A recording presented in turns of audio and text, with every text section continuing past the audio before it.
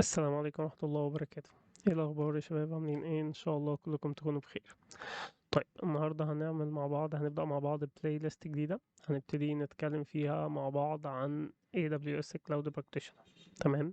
هنبتدي نتكلم مع بعض عن الامتحان، وهنتكلم مع بعض عن الجزء البراكتيكال الفعلي اللي احنا هنبتدي نمشي فيه مع بعض. تمام. وهنبتدي نتكلم عن الخطوات إن لو انت عايز تبتدي تدخل امتحان، وفي نفس الوقت برضو حتى لو انت مش مهتم بالاكزام او مش مهتم بالموضوع ده، ففي نفس الوقت برضو البلاي ليست دي هتكون مفيدة ليك لو انت عايز تدخل في مجال الكلاود، لسه بتبتدي تعرف يعني ايه كلاود او عايز تعرف يعني ايه كلاود. تمام. فبرضو البلاي ليست دي هتفيدك جدا ان انت تبتدي تعرف ايه هي وايه اهميتها وليه الشركات كلها بتروح لها والحاجات دي كلها. طيب، خلينا نتكلم مع بعض. في البداية أنا مين؟ أنا مروان ممدوح، أنا AWS Community Builder، وكمان أنا Certified AWS Cloud Practitioner. تمام. طيب.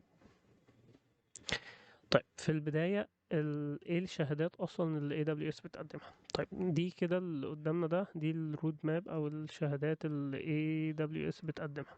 تمام. ايه هي الشهادات وكل حاجة تقريبا مكانها فين؟ طبعا الشهادة ما بيكونش ليها prerequisite ان انت تاخد اللي قبلها، ولكن بيبقى مطلوب منك انك تبقى عارف النولج اللي موجودة في الشهادة اللي قبلها. يعني انت مطلوب منك انك تبقى عارف النولج اللي موجودة في الكلاود براكتيشنر عشان مثلا تبتدي تدخل اي اكزام من دول، سواء السوليوشن اركتكت او انك تبقى سيستم ادمنستريتور او الديفلوبر اسوشيت برضو. تمام. طيب، الليفلز بتاعت الشهادات عندنا في 3 ليفلز. تمام. او وفي حاجة تاني اللي هي السبيشاليتي. طيب، اول ليفل عندنا هو الفاونديشن، وده البداية خالص لو انت عايز تدخل في الكلاود لسه او ما تعرفش حاجة، فدي هتكون البداية بتاعتك. تمام. هي الفاونديشن. طيب، بعد كده بتكون الاسوشيت، والاسوشيت بتكون مقسومة ل3 شهادات. تمام.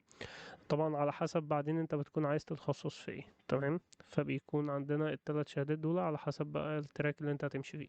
طيب، بعدين برضو بيكون عندنا البروفيشنال، والبروفيشنال بيكون فيه شهادتين. تمام. وواحدة اللي هي السوليوشن اركتكت بروفيشنال، والتانية الديف اوبس انجينير. اوكي. طيب، وكمان بيكون عندنا السبيشاليتي برضو. تمام. السبيشاليتيز بتبقى شهادات مخصصة لحاجة معينة. تمام. زي مثلا نتوركينج، بيج داتا، سيكيورتي، ML، او أليكسا كمان. اوكي. طيب، خلينا برضو نشوف مع بعض هنا في رود ماب كده. تمام. بتبتدي توضح لنا يعني بطريقة كده اللي هو الشهادات مين بيودي على فين، او انهي شهادة بتكون معتمدة على انهي. تمام. طبعا زي ما احنا قلنا انت ما بيكونش معتمد ان انت تاخد الشهادة دي عشان تروح لدي، ولكن بيكون مطلوب منك النولج اللي موجودة هنا عشان تروح لهنا. تمام. طيب، فدي كده الرود ماب. طيب، احنا ليه حاطين الرود ماب دي واحنا لسه ناس ما نعرفش قوي في الكلاود، او يعني احنا مش متارجتين مثلا الشهادات دي كلها دلوقتي. طيب، انا حاططها هنا عشان اوضح لك حاجة، بس عايز اوضح لك ان الكلاود براكتيشنر تمام دايما هي البداية، هتلاقيها هي اللي رايحة تمام لباقي الشهادات كلها. فانت دايما بيبقى مطلوب منك انك تبقى عارف اكيد، سواء انت بقى مثلا هتشتغل ML، هتشتغل داتا اناليسز، هتشتغل داتابيز، تمام، هتشتغل ديف اوبس، هتشتغل اي حاجه. تمام. دايما بيبقى اكيد هيبقى لازم هتبقى عارف، عاوز تعرف ايه هي ايه الكلاود بتاعت AWS، ايه هي السيرفيس بتاعت AWS، الكلام ده كله. تمام. فدايما هي هتكون البدايه لاي حاجه من دول، فهي هتفيدك ايا كان انت ناوي تشتغل ايه على الكلاود. اوكي. طيب، خلينا بقى نتكلم مع بعض عن الاكزام. تمام. وزي ما احنا قلنا برضو، حتى لو انت مش متارجت انك تاخد الاكزام ف النولج اللي فيه هتبقى كويسة جدا ليك حتى لو انت ما خدتش الاكزام. تمام. هتبقى كويسة جدا جدا ليك عشان تبتدي تدخل التراك ده. تمام. عشان تبتدي يكون عندك شوية معلومات عن الكلاود. طيب، اول حاجه، هل الامتحان ده بيبقى محتاج اي شهادات قبل كده؟ فلا، حقيقي هو مش بيبقى محتاج اي حاجه قبل كده، ولا بيبقى حتى محتاج برضو نولج غير نولج بسيطه جدا في الاي تي وحاجات بسيطه كده.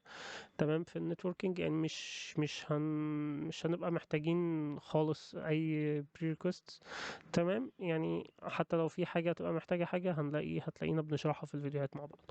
طيب، الاكزام ده من تاريخ ما بتاخده برضو بيكون فالid معاك السيرتيفيكت لمدة 3 سنين، والامتحان بيكون تمنه $100. تمام. ولما بتنجح فيه ان شاء الله بتاخد 50% ديسكاونت على الامتحان اللي بعده. تمام. وفي نفس الوقت برضو بيكون في كتير نازلة زي تشالنجز او حاجات كده. تمام. بتديك الاكزام ده فري يعني. تمام. طيب، الاكزام بتكون مدته 90 دقيقة، ساعة ونص. ولو انت لغتك الأساسية مش انجلش، فبيكون ليك نص ساعة زيادة، فهيكون الامتحان مدته معاك ساعتين. تمام.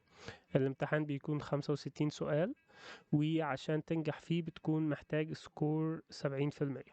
تمام.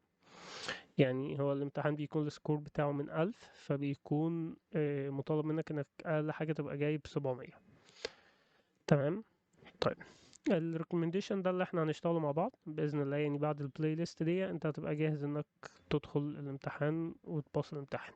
طيب، الاسئله في الامتحان بتكون عباره عن ايه؟ بتكون عباره عن multiple choice وكمان multiple select. طيب، يعني ايه؟ هتبقى MCQ، اسئله عاديه، بيقولك سؤال وبيديك 4 اختيارات وانت بتختار واحد من الاربعه دول.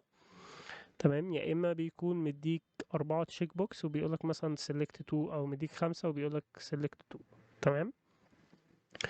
طيب، الامتحان بيكون موجود باللغات دي، ففي الغالب يعني انت هتدخله انجليش. تمام. وزي ما قلنا، مادام انت هتدخله انجليش فبيكون ليك نص ساعة زيادة. طيب، الكونتنت بتاع الامتحان بيكون متقسم ازاي؟ طيب، الكونتنت بتاع الامتحان بيكون متقسم بالشكل ده. اول حاجة الكلاود كونسبت. تمام. الكونسبتس بتاعت الكلاود نفسها بيكون عليها 26% من اسئلة الامتحان. تمام. طيب، جزء السكيورتي، تمام، بيكون عليه 25% من أسئلة الامتحان. تمام. وجزء التكنولوجي والسيرفيسز نفسها بتاعة AWS بيكون عليها 33% من الامتحان. وكمان الجزء بتاع البيلينج والبرايسنج بيكون عليه 16% من الامتحان. تمام. بس كده. طيب، تقريبا كده الفيديو ده يعني كده يعني كبداية لطيفة للبلاي ليست ان شاء الله، واللي احنا هنشتغلوا مع بعض فيها. اتمنى ان شاء الله ان انتوا تستفادوا وتتبسطوا كده وتكون الدنيا لطيفة. طيب، لو حد فيكم محتاج اي سؤال او محتاج اي حاجة، تقدروا تاكسسوني عن طريق الهاندل ده. هتلاقيني على كل السوشيال ميديا. اوكي. شكرا جدا ليكم. السلام عليكم ورحمة الله وبركاته.